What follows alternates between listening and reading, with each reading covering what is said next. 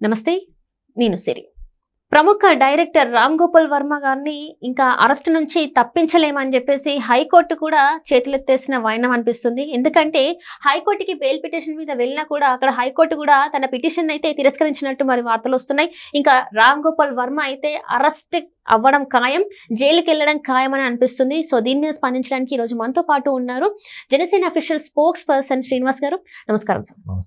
Sir, ఇప్పుడు చూస్తుంటే రామ్ గోపాల్ వర్మ గారు గతంలో చూస్తుంటే ఒక సినిమా తీసి ఆ సినిమాలో ప్రముఖుల నాయకుల్ని కొంతమందిని పెట్టేసి వాళ్ళ గురించి చాలా అంటే ఒకలాంటి మాటలు మాట్లాడడం, దిగజార్చే మాటలు మాట్లాడడం, ఇవన్నీ అని నేను మాటలు కూడా చెప్పలేను. సో వాళ్ళైతే ఇప్పుడు ఎవరైతే ఉన్నారో ఆ కార్యకర్తలు అయితే ఆయన మీద కేసు పెట్టడం జరిగింది, పోలీస్ స్టేషన్లో కంప్లైంట్ ఫైల్ చేయడం జరిగింది. దీని మీద తనకి బెయిల్ కావాలని చెప్పేసి హైకోర్టుకి వెళ్తే అక్కడ కూడా హైకోర్టు తిరస్కరించిందని చెప్పేసి మనకి వార్తలు వస్తున్నాయి. సో దీన్ని అసలు ఎలా చూడాలంటారు సార్? గత ప్రభుత్వంలో రామ్ గోపాల్ వర్మ అనే ఒకప్పటి ప్రముఖ డైరెక్టరు, మీరు ప్రముఖ డైరెక్టర్ అన్నారు, ఒకప్పటి ప్రముఖ డైరెక్టరు గత ప్రభుత్వానికి అనుకూలంగా పార్టీలో డైరెక్ట్గా జాయిన్ అవ్వకపోయినా అప్పటి ముఖ్యమంత్రి గారిని కలుసుకుని ఆ ప్రభుత్వానికి అనుకూలంగా ఆ ప్రభుత్వం మళ్ళీ మరోసారి అధికారంలోకి వచ్చేటువంటి విధానంగా తనకు ఉన్నటువంటి నైపుణ్యం ఉంది కదా సినిమాలు, దాన్ని సినిమాలు తీసే విధంగా పెట్టుబడులు పెట్టించుకుని సినిమాలు తీయడం, ఆ సినిమాల్లో చంద్రబాబు గారిని, లోకేష్ గారిని, పవన్ కళ్యాణ్ గారిని ఆ క్యారెక్టర్ సృష్టించి సేమ్ అదే గెటప్లో ఉండే క్యారెక్టర్ సృష్టించి వాళ్ళని ఒక విలన్స్గా చిత్రీకరించి చాలా ఒక విధమైనటువంటి సమాజంలో ఒక ఇబ్బందికరమైన వాతావరణం సృష్టించారు. అదే కాకుండా ఎవరైతే కొంతమంది వైసీపీకి సంబంధించినటువంటి కార్యకర్తలు ఉన్నారో ఈ ముగ్గురు చంద్రబాబు, పవన్ కళ్యాణ్, లోకేష్ గారులకి వాళ్ళకి అసభ్యకరంగా వాళ్ళ వస్త్రధారణ అనేది చేయించి సోషల్ మీడియాలో వదిలితే దాన్ని కూడా ఈ రామ్ గోపాల్ వర్మ ఎవరు వీరు అన్నట్టుగా క్వశ్చన్ మార్క్ పెట్టి అది కూడా రిలీజ్ చేశాడు. అంటే మళ్ళీ ఈ గవర్నమెంట్ అధికారంలోకి వస్తుంది, మనల్ని ఎవరు ఏం చేసేవాళ్ళు ఏమో లేరు అనేటువంటి ఒక తిక్క బాగా ఉంది కదా, పిచ్చ ఉంది కదా, దాంతో ఆ విధమైనటువంటి కార్యక్రమాలు చేసుకుంటూ వచ్చాడు. ఏ రోజైతే ఇప్పుడు కూటమి ప్రభుత్వం గత హయాంలో అయితే ఇటువంటి అసభ్యకరమైనటువంటి పోస్టులు పెట్టిన వాళ్ళని, మహిళల మీద చాలా దారుణంగా ట్రోల్స్ చేసిన వాళ్ళని, వారందరి మీద కూడా చర్యలు తీసుకునే కార్యక్రమం మొదలుపెట్టింది. దానిలో భాగంగా సినిమా ఫీల్డ్ సంబంధించినటువంటి పోసాని కృష్ణమూర్తి కావచ్చు, లేకపోతే ఇప్పుడు రామ్ గోపాల్ వర్మ కావచ్చు, వీళ్ళ మీద కూడా చర్యలకు ఉపక్రమించింది. అంటే నోటికి ఏ విధంగా వచ్చిందో ఆ విధమైనటువంటి భాష మాట్లాడారు, ఆ విధమైనటువంటి ట్రోల్స్ చేశారు, ఎక్స్లో విపరీతమైనటువంటి పోస్టులు చేశారు. అంటే అక్కడ అమ్మాయిలు అబ్బాయిలని లేదు, మహిళలు పురుషులను లేకుండా, ఆడ మగ తేడా లేకుండా వాళ్ళు మాట్లాడడం అనేది చాలా వరకు ఇబ్బందికరం అయిపోయింది. సహజంగా వీళ్ళకి ఏమవుతుందంటే అంటే రామ్ గోపాల్ వర్మ తెలివైనడే కావచ్చు, కానీ తెలివైన మూర్ఖుడు అంటారు చూసారా, ఆ టైపు. గతంలో మీకు ఎవరికీ తెలీదు, శివ అనే సినిమా తీసాడు, మంచి హిట్ అయింది సినిమా. అప్పట్లో మనకి కుముద్బెన్ జోషి గారు గవర్నర్, ఆవిడ ఉమ్మడి రాష్ట్రానికి. ఆవిడ సినిమా చూసిన తర్వాత ఒక స్టేట్మెంట్ ఇచ్చింది, ఇటువంటి సినిమాలు సమాజానికి చాలా చేటు, సినిమా హిట్ అనుకుంటున్నారు కానీ ఇటువంటి ఆలోచనలు, ఇటువంటి విధానాలు, ఇటువంటి డైరెక్టర్లు చాలా సమాజానికి చాలా చేటు అనే మాట అప్పట్లో మాట్లాడింది. ఎందుకంటే అతను టెక్నికల్గా ఉన్నా కూడా, ఒక ఐడియా సినిమాలో ఒక గ్రిప్ ఉన్నా కూడా అతని ఆలోచనలు అంతా, సభ్యత అంతా చీకటి సందులో చూస్తూ ఉంటాడు.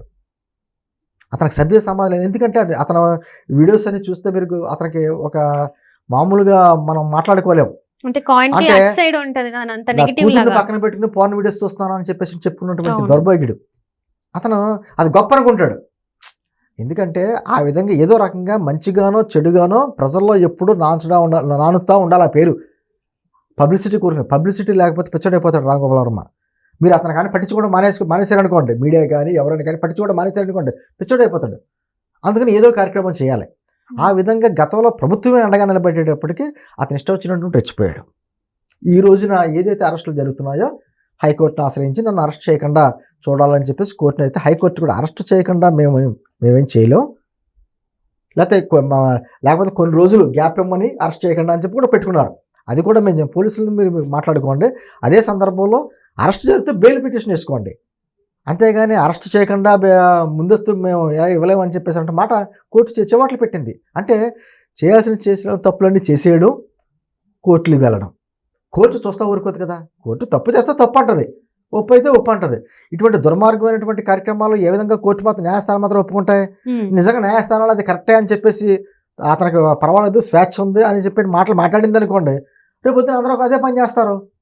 ఆ కేసు ఉదాహరణ చూపిస్తారు కదా, గతంలో ఆ కేసులో మీరు అతన్ని స్వేచ్ఛగా వదిలేశారు, అదే పని మేము చేస్తాం, మమ్మల్ని ఎందుకు అరెస్ట్ చేస్తారు అనేటువంటి తర్వాత ఎవరైనా ఖచ్చితంగా. తీసుకెళ్తారు. అవును సార్. అవకాశం కోర్టు కూడా ఇవ్వదు కదా. న్యాయస్థానాలు ఎంతవరకు ఉండాలో స్వేచ్ఛ రాజ్యాంగం ప్రకారం అంతవరకే ఇస్తాయి. స్వేచ్ఛకే బరిదెగ్గింపుకి చాలా తేడా ఉందమ్మా. స్వేచ్ఛ పేరుతో బరిదెగ్గిచ్చేస్తామంటే చూస్తా ఊరుకోదు సమాజం, రాజ్యాంగం చూస్తా ఊరుకోదు, న్యాయస్థానం చూస్తా ఊరుకో. ఈ రోజున ఏదో రకంగా ఏదో డబ్బులు పెట్టుకుని లాయర్లు పెట్టుకుని ఏదో రకంగా బయటకు వచ్చేద్దామంటే ఎలా ఒప్పుకుంటాయి? ఖచ్చితంగా రాంగోపాలం కావచ్చు, పోసాని కృష్ణ లాంటి వాళ్ళు కావచ్చు, లేకపోతే ఈ విధంగా మాట్లాడే అందరూ కావచ్చు, వీళ్ళందరూ కటకటాల వచ్చి లెక్క పెట్టవలసిందే, ఖచ్చితంగా సమాధానం చెప్పవలసిందే. కానీ ఏదో ఇన్ని చేసేసి కొంతమంది క్షమాపణలు అంటే వస్తున్నారు, కొంతమంది క్షమిస్తానంటే కుదరదు.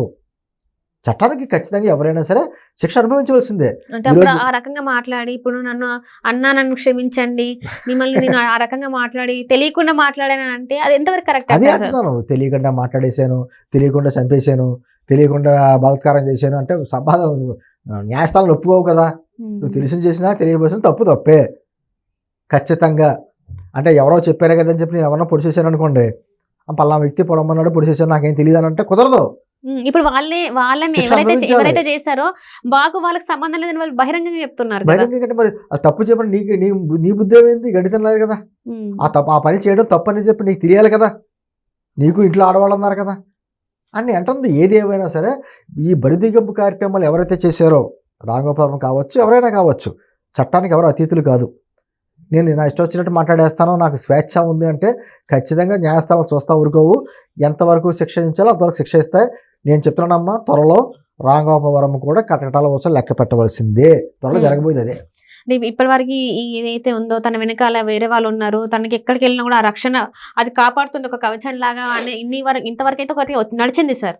సో ఇప్పటి నుంచి అలాంటిది ఏమి ఉండదు, ఎవరు ఎలాంటి తప్పుడు మాటలు మాట్లాడినా వాళ్ళు ఖచ్చితంగా అరెస్ట్ అవుతారు, జైలుకి వెళ్తారు అనేది ప్రూవ్ అవుతున్నట్టే అనుకోవాలి. ఎందుకంటే గతంలో కక్ష ధోరణి చర్యలే కదా ఉండి ప్రభుత్వానికి వ్యతిరేకంగా ఎవరన్నా మాట్లాడుతుంటే ఆ ప్రతిపక్ష పార్టీల వ్యక్తులు కావచ్చు, మీడియానికి కూడా కావచ్చు, కక్షదారిని వాళ్ళ ఇష్టం వచ్చినట్టు పోలీసులు వదిలేసేవారు. పోలీసులు తెల్లవారుజామున అర్ధరాత్రి గోళ్ళ దిగి వచ్చి తలుపులు కొట్టి అరెస్టులు చేసేవారు.